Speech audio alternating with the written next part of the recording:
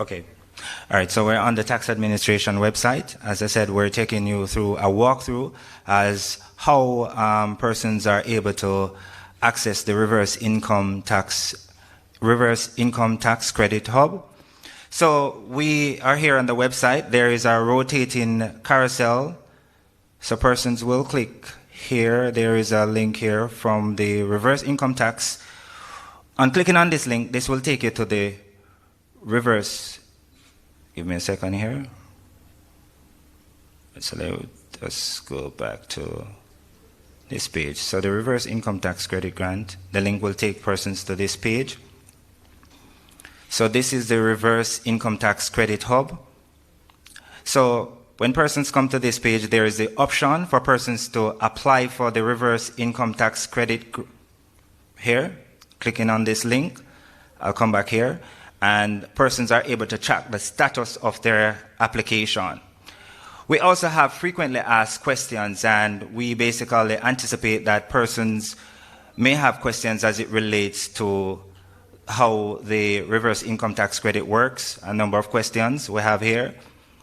And also we have latest news and media how-to, and also contact information for support. This basically, the hub serves as a repository for information.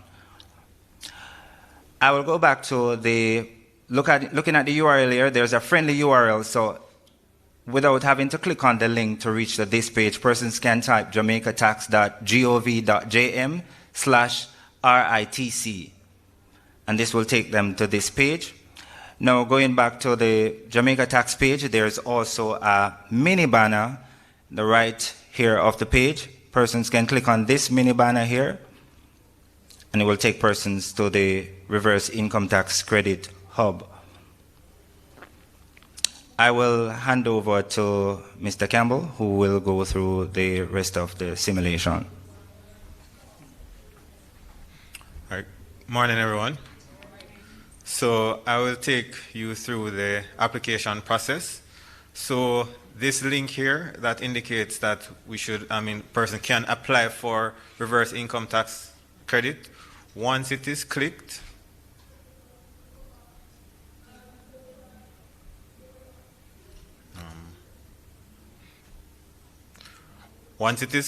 then this application interface will be displayed. So here, once the application interface is displayed, it will ask whether or not your total taxable income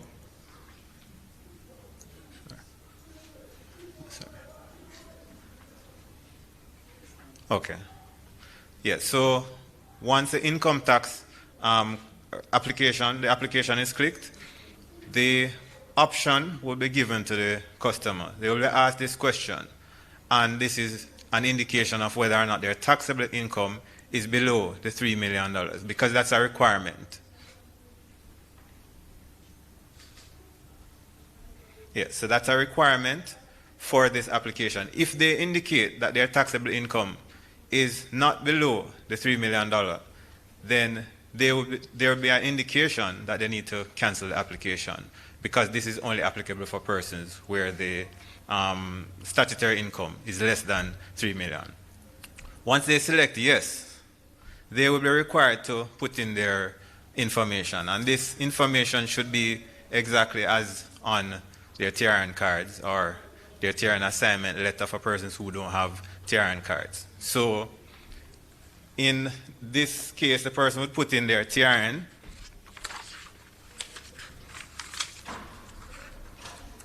so I'm just going to use a TRN here.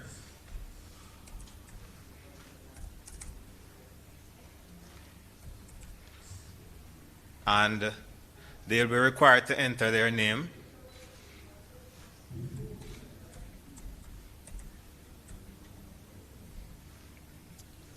And again, this is exactly as it is on the TRN card.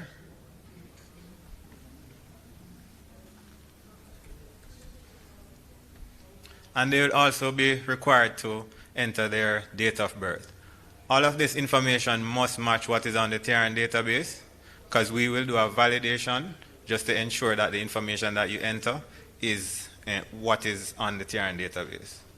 So The format, in terms of entering the date of birth, you can use a date picker here and choose your date of birth from the list, or you can enter it in the format that we see here.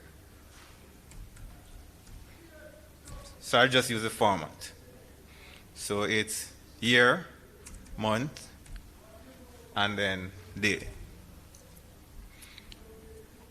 So once you enter the information correctly, you would then be able to proceed to the next step.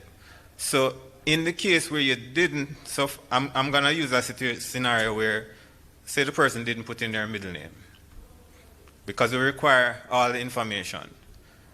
In this case, it will give an error to indicate that all of the information there in terms of the combination is incomplete. So the applicant will need to enter all their information in terms of based on what is on their TRN card to proceed. All right, so the next step is contact information. In the application process, the telephone contact is mandatory, and it will, once you put in the telephone number,